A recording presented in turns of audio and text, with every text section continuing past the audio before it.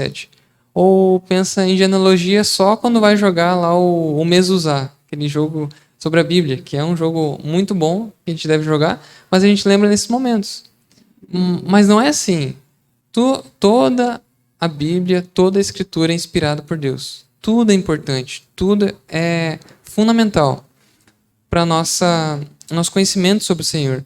E aqui essa genealogia, o propósito dela é apresentar o Rei Jesus. Porque se os irmãos forem depois olhar em Neemias, tem uma passagem que há um relato que sacerdotes eles não puderam assumir a função sacerdotal porque eles não puderam comprovar a sua genealogia, ou seja, eles não conseguiram comprovar que eles faziam parte da tribo de Levi. E por isso eles não poderiam assumir o seu cargo. E o rei, o Messias, o rei, para o povo judeu, ele também deveria ter uma linhagem real. Ele não poderia simplesmente alguém dizer assim, eu sou o rei. Não, ele deveria ter uma linhagem, uma comprovação que ele pertencia à linhagem do rei Davi.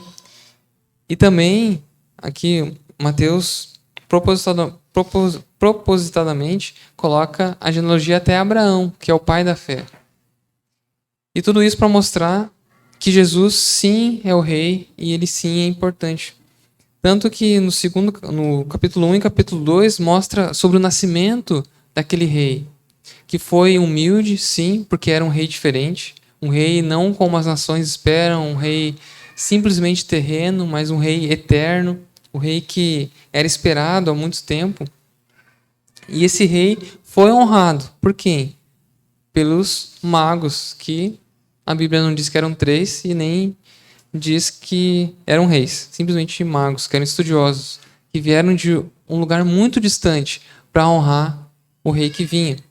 E esse rei, a gente seguindo o Evangelho de Mateus, capítulo 3 e 4, fala sobre a preparação para a recepção daquele rei.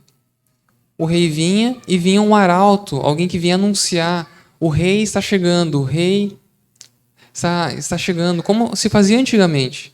Sempre uma pessoa à frente, quando o rei chegava a uma região, ele anunciava que o rei chegava. E João Batista veio anunciar esse rei, capítulo 3. No capítulo 4, a gente vê que o rei, ele também se prepara. Ele tem a tentação com Satanás e se prepara para mostrar que ele realmente é um rei fiel, um rei digno de assumir o trono. E assim Mateus continua falando, demonstrando esse rei ao longo de todo o livro. Capítulo 5 a 7, podemos perceber a legislação do rei no Sermão do Monte. No capítulos 8 a 9, percebemos também que esse rei, ele não é simplesmente um rei terreno, como eu comentei antes, mas é um rei que tem poder sobre tudo, inclusive sobre doenças, sobre demônios, sobre a morte. Esse rei era totalmente capacitado. E Mateus, ao longo do restante do livro, ele vai mostrando como esse rei é poderoso e é um rei que deve ser honrado. E esse rei Jesus, ele veio, sim, para assumir futuramente o cargo de rei sobre tudo, mas nesse momento de Mateus 28, o rei morreu, entregou a sua vida para que aqueles que haveriam de ser seus súditos pudessem ter um relacionamento com esse rei perfeito e magnífico. E aqui, no final do livro, esse rei dá o último pronunciamento, a última fala, a fala importante, aquela que deve ficar marcado no coração dos seus súditos, que ele iria estar com o Pai, mas depois ele voltaria. E ele ia dar uma última missão, um objetivo para aqueles que serviam mais de perto, os 11 discípulos, que iriam levar esse reino a ser conhecido. O rei deveria ser conhecido por todas as pessoas. Então, para a gente poder analisar essa passagem aqui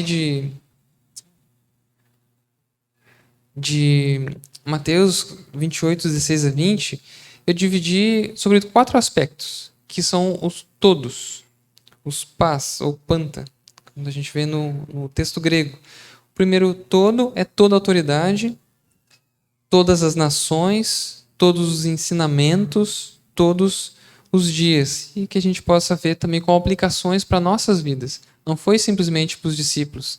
Tinha aplicações para eles, com certeza. Eles deveriam obedecer à missão que o rei tinha dado. Mas nós hoje também precisamos obedecer esse rei. Nós hoje também precisamos servir a esse Senhor. Mas então, os discípulos seguiram lá para o Monte da Galileia, como a gente vê no versículo 16, para o monte que Jesus lhes indicara. Quando viram, o adoraram. Versículo 17. Mas alguns duvidaram. E aqui é interessante porque os discípulos, mesmo conhecendo toda a história, tudo aquilo que Jesus fez, ele ter ressuscitado, ele ter demonstrado seu poder, ter demonstrado quem ele é, eles ainda assim duvidaram.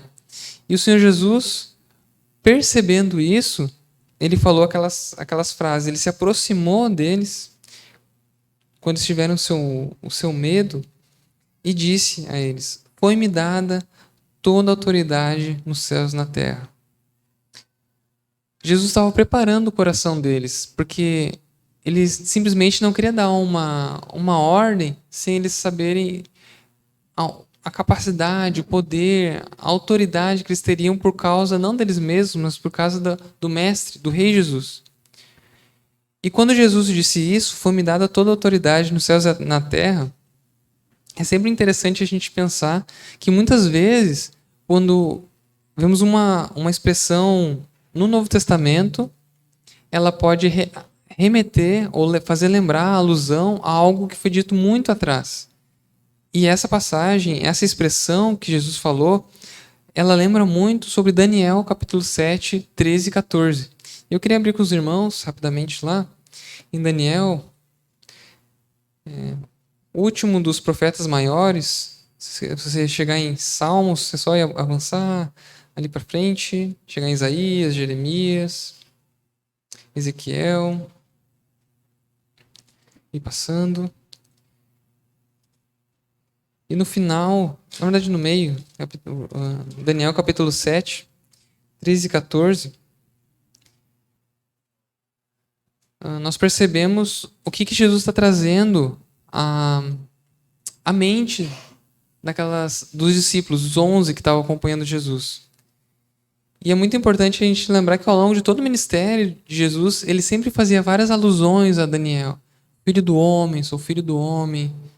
E sempre lembrando desse título que é baseado nessa passagem aqui de Daniel 7, 13 a 14. Que eu passo a ler. Em minha visão à noite, vi alguém semelhante a um filho de homem, vindo com as nuvens dos céus. Ele se aproximou do ancião e foi conduzido à sua presença. Ele recebeu autoridade, glória e o reino. Todos os povos, nações e homens de todas as línguas o adoraram. Seu domínio é um domínio eterno, que não acabará, e seu reino jamais será destruído. Jesus queria lembrar dessa passagem, porque o rei, ele recebeu autoridade sobre todos os povos, sobre todos os domínios. Ele recebeu, ainda o seu reino não havia sido implementado de forma total, porque ele seria implementado de forma total lá no reino milenar, que vai acontecer depois, mas o rei sim havia recebido autoridade, havia recebido glória e o seu reino. E esse reino deveria ser anunciado, deveria ser conhecido pelas nações. E Jesus queria trazer de volta essa mensagem, aquela profecia lá de Daniel, para que os discípulos tivessem coragem de anunciar a esse rei Jesus, a esse rei que eles conheciam e que deveria ser adorado por todas as nações. E aqui eu queria trazer uma aplicação para nossas vidas. Porque esse rei Jesus, esse rei que tem toda a autoridade, que recebeu toda a autoridade, ele permanece sendo rei. Ele não foi só rei lá no primeiro século, lá antigamente, lá com os 11 discípulos. Ele não foi só rei naquele momento. Quando ele subiu ao céu, ele não deixou de ser o rei sobre tudo, sobre todos. Ele continua sendo rei. Ele reestabeleceu o relacionamento, reconciliou toda a terra consigo mesmo, no sentido que ele voltou à sua autoridade sobre tudo. Tudo está debaixo do seu governo.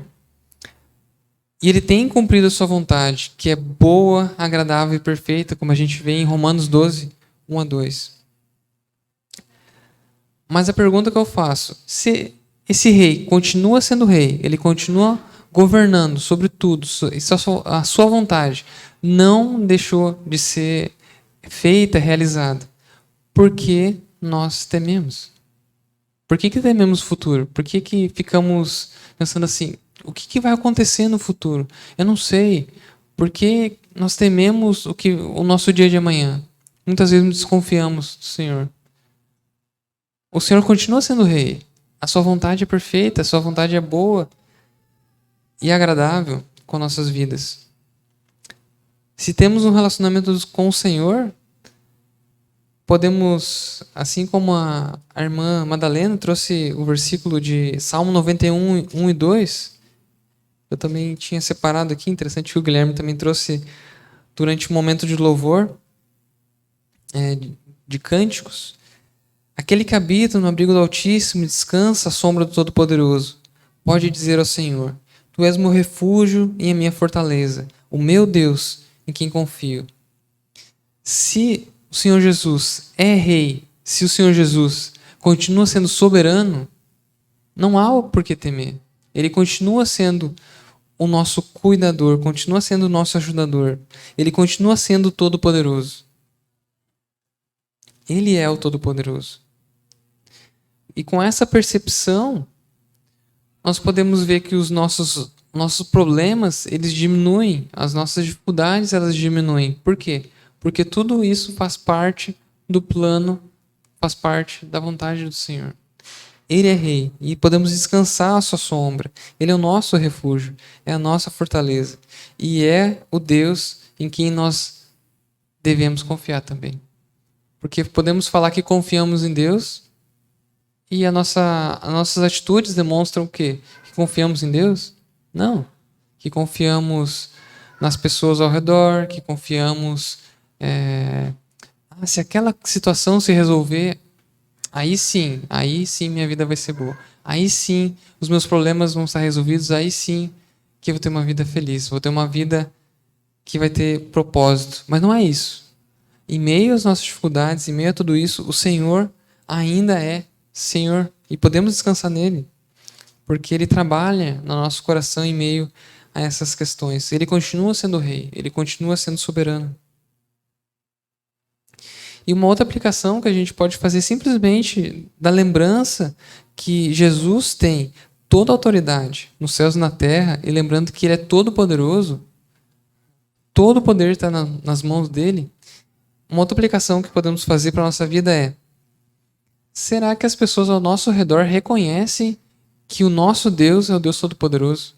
Será que o nosso testemunho de vida tem demonstrado para as pessoas ao nosso lado que esse Deus, a quem servimos, a quem a gente louva por meio de cânticos, aquele Deus que falamos que a nossa vida depende dele, é todo-poderoso?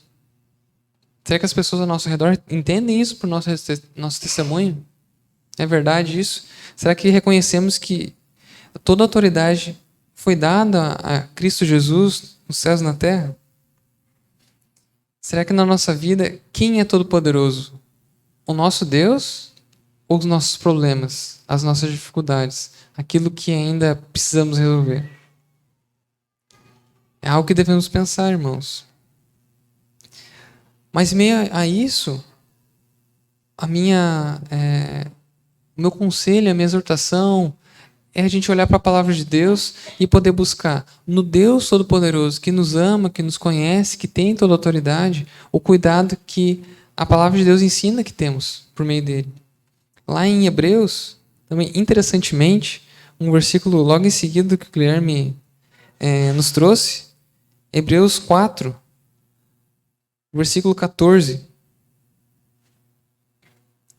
Esse Deus no qual nada em toda a criação está oculto aos seus olhos, onde tudo está descoberto, exposto diante dele, desse Deus a qual havemos de prestar contas, esse mesmo Deus, ele também é um grande sumo sacerdote que adentrou os céus e nos cuida e nos guarda. E que a gente pode buscar ele no momento da dificuldade. Ali em Hebreus 14, 16, podemos ler o seguinte: portanto, visto que temos um grande sumo sacerdote que adentrou os céus, Jesus, o Filho de Deus, apeguemo-nos com toda a firmeza à fé que professamos. Pois não temos um sumo sacerdote que não possa compadecer-se das nossas fraquezas, mas sim alguém que, como nós, passou por todo tipo de tentação, porém sem pecado. Assim, aproximemo-nos do trono da graça, com toda a confiança, a fim de recebermos misericórdia e encontrarmos graça, que nos ajude no momento da necessidade. Esse Deus Todo-Poderoso pode ser encontrado e devemos buscar esse Deus, devemos nos relacionar com Ele por meio de Sua palavra, por meio da oração, por meio da confiança. Apeguemo-nos com toda a firmeza à fé que professamos. Se dizemos, confiamos em um Deus que é todo-poderoso, realmente nos apeguemos a essa confiança nesse Deus que é todo-poderoso. Mas voltando lá para o texto de Mateus 28, 16 a 20, o texto diz o seguinte, Então Jesus aproximou-se deles e disse, foi-me dada toda a autoridade nos céus e na terra. A gente viu sobre toda a autoridade. Agora veremos sobre todas as nações. Portanto, vão e façam discípulos de todas as nações, batizando-os em nome do Pai, do Filho e do Espírito Santo. E aqui, o Senhor Jesus, ele dá a missão, ele dá o objetivo, a obra que deveria ser feita para aqueles discípulos. Eles deveriam ir. Não deveriam simplesmente estar indo enquanto iam fazendo as coisas. Não, eles deveriam ir. É uma ordem, realmente. Há certa discussão ali na questão do grego, mas o meu posicionamento é que era uma ordem. Assim como outros momentos no Evangelho de Mateus, o verbo é feito da mesma maneira. Era uma ordem. Vão e façam discípulos de todas as nações. Os discípulos deveriam fazer novos discípulos. E os discípulos deles mesmos? Não. Os discípulos do rei. Eles deveriam levar a mensagem do que o rei deveria ser adorado. O rei que dá salvação. O rei que, por meio do seu sangue, restabelece o relacionamento com ele mesmo. A salvação por meio do Senhor Jesus. E os discípulos deveriam fazer isso. Deveriam falar a todas as nações. E às vezes, quando a gente pensa em todas as nações, a gente deve pensar assim, deve ser então Paraguai, Alemanha, Suíça, Grã-Bretanha, países. Mas não é isso que o texto está trazendo. O texto está trazendo etnias, grupos de povos, pessoas de todos os lugares. Não são exatamente países, mas as pessoas nesses países, as pessoas nas regiões, as pessoas em qualquer lugar. A gente viu um pouquinho aqui sobre os ribeirinhos, distante para nós, né? Lá no Rio das Flores, onde a gente foi, eu e a Bruna, a gente foi lá, a Nick também foi alguns anos atrás, poder conhecer o que o Evangelho chegou lá. Glória a Deus por isso. Existem outros lugares que precisam reconhecer que Cristo é Senhor. No Uruguai, o Romulo e a Tati foram lá ministrar o Evangelho. Moçambique, nossa irmã Jordana, Paulo, estão lá em Moçambique, glória a Deus por isso. Em muitos lugares há necessidade do Evangelho. Mas sabe o que é interessante? Onde cada crente está, há necessidade de proclamar o Evangelho. Há necessidade. Porque eu pergunto, eu gostaria que se alguém respondesse essa pergunta afirmativamente, levante a mão. Alguém aqui, nas 24 horas dos seus dias, ao longo da semana, só convive com pessoas cristãs? Alguém? Não? A Nick, quando passa na rua, todo mundo crente, assim, todo mundo crente, tu olha assim, nossa, glória a Deus, só crente, aí, irmão, tudo certo? Não. A gente passa em qualquer lugar que a gente esteja, sempre vai ter uma pessoa que precisa escutar do Evangelho. Todo mundo precisa todos nós precisamos falar do evangelho porque ainda há pessoas que não confiam no Senhor Jesus. Seja lá entre os ribeirinhos, seja no Uruguai, seja na Suíça, seja em Moçambique, seja no Brasil. Seja em Portugal também, lá os irmãos moram em Portugal. Há necessidade. E a pergunta, quem vai pregar? Quem vai falar do evangelho para eles? Ah, o pastor? Né? Ah, o missionário, o Lord lá, vai pregar. Não, os seminaristas estão se preparando, né? Ficar 4 anos lá se preparando.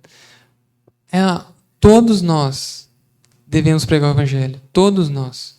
Cada um de nós talvez tenha uma vocação diferente. Talvez a vocação pastoral, talvez a vocação missionária, talvez uma outra vocação como enfermeiros, talvez uma vocação como, não sei, um outro trabalho, um outro direcionamento que o Senhor nos dá. Mas em todas essas vocações, em todos esses momentos, a mensagem é a mesma. Portanto, vão e façam discípulos de todas as nações, batizando-os em nome do Pai e do Filho e do Espírito Santo. A mensagem que Jesus deu não foi só para os discípulos, não foi só para pastores, não foi só para missionários, foi para todo discípulo fazer discípulo. E a pergunta é, estamos fazendo discípulos? Essa é a ordem do Senhor Jesus. Devemos fazer discípulos, pregar o evangelho. E há muitas maneiras de fazer isso, irmãos. Muitas maneiras. Podemos entregar, e sempre de maneira intencional, folhetos, mídias sociais, amizades, falando do evangelho. Podemos também estudar a Bíblia. Não necessariamente chamar alguém, deixa eu te ensinar a Bíblia, mas algo mais simples. Vamos estudar a Bíblia juntos. Chama alguém para estudar a Bíblia junto. E não necessariamente a pessoa precisa ser cristã. A pessoa que não conhece o Senhor Jesus, você lê a Bíblia com ela e pode falar um pouquinho do que você aprendeu para ela. E nisso, falar do Evangelho. Porque todo crente conhece o Evangelho. Porque se alguém descrente não conhece o Evangelho, seria bom rever essa questão. Porque o Evangelho é Cristo veio, morreu pelos nossos pecados e ressuscitou para a nossa justificação. É isso. E aquele que crê nessa mensagem tão simples é salvo. Não é mais difícil que isso. Cristo morreu. Crie na morte dele. Ele ressuscitou para a minha justificação. É isso. E a gente pode ensinar essa mensagem simplesmente com a ferramenta mais poderosa. Essa aqui. Essa aqui. Pode ser digital também, não tem problema. Pode ser essa aqui. Mas no aplicativo. Eu não estou usando o aplicativo certo. Mas essa mensagem poderosa, irmãos, a gente pode levar. Porque o poder não está naquele que leva a mensagem. O poder está na autoridade do rei. Ele tem autoridade. Ele recebeu autoridade nos céus e na terra. E no nome dele que devemos fazer discípulos. É no nome dele. Mas seguindo adiante. Todos os ensinamentos. Versículo 20. Mateus capítulo 28. Ensinando-os a obedecer a tudo o que eu lhes ordenei. E eu estarei sempre com vocês até o fim dos tempos. Mas aqui, essa parte do texto, percebemos que mais uma ordem do rei. A ordem era, vão e façam discípulos.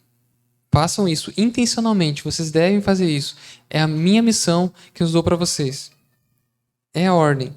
Só que a segunda ordem é ensinando-os a obedecer. E essa é a nossa missão. Como eu comentei antes, devemos ter essa questão de estudar a Bíblia juntos, também com descrentes, para que a gente possa levar essa mensagem de maneira simples, sem ser muito complexo, para aquelas pessoas que não conhecem o Senhor, podendo mostrar aquilo que a gente sabe, o mínimo que a gente sabe, para que outras pessoas possam conhecer a Cristo. Mas depois da conversão, o que acontece? Daí a gente pode fazer de novo, né? Ah, beleza. A pessoa se converteu, então... Ó, pastor, aqui ó, fulaninho, fala com fulaninho, que pastor, fulaninho, pastor, e ele resolve. Não é assim. A gente também pode servir no discipulado. É algo importante de ensinar a obedecer tudo o que lhes ordenei. Essa é a missão da igreja. Não é simplesmente para algumas pessoas. Todo crente deveria buscar de maneira intencional também o discipulado. Devemos fazer isso. E não devemos pensar assim, não, mas espera aí, eu não sou perfeito ainda. Eu ainda tenho alguns pecados, eu tenho que lidar com algumas situações na minha vida. E eu preciso falar a verdade. Todos nós aqui lidamos com pecado. Eu acho que não tem ninguém aqui que não lida com pecado. Tem alguém que não lida com pecado aqui? Não. Todos nós lidamos. Eu lido com pecados também.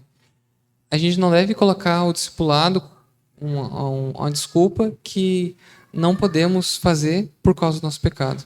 A perfeição na nossa vida é somente um corpo glorificado. Somente lá com o Senhor a gente vai poder ter uma vida perfeita. Mas enquanto isso, podemos assumir o método de Jesus. O método de discipulado de Jesus, que é 1-3-12. Esse método é muito simples. Uma pessoa onde você vai compartilhar de maneira intencional a sua vida, de maneira muito particular e próxima. 3 pessoas um pouco mais próximas, mas não tão próximas assim. E 12, que é um grupo de amigos, onde você busca de maneira intencional falar do Senhor Jesus. Investimento na vida. Isso é algo que é desafiador, mas é um ministério que a gente deveria fazer. Um desafio que eu coloco para os irmãos de talvez orar por isso. Orar por uma pessoa. Começar com o João, porque o João é aquela pessoa mais próxima que Jesus tinha, o discípulo amado. Aquele mais próximo. E depois caminhar para aqueles João, Pedro e Tiago, que são um pouquinho mais distantes, mas ainda assim caminham próximo. E depois caminhar para os 12, que são aqueles amigos que estão próximos ali, caminham juntos e podem aprender também com as nossas vidas. Mas para finalizar aqui o nosso estudo, a última parte. Eu estarei sempre com vocês até o fim dos tempos.